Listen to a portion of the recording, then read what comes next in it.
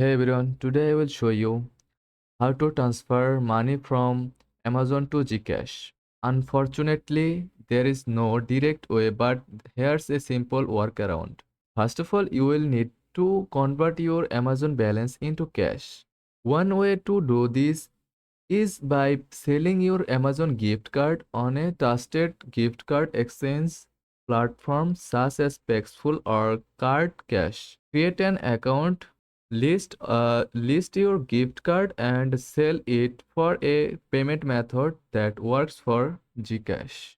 Once your gift card is sold, choose a payout method that's supported by GCash, such as PayPal or bank transfer. Next, link your PayPal or bank account to your GCash app.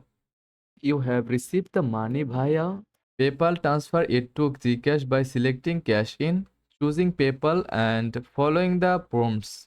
And that's it. Thanks for watching.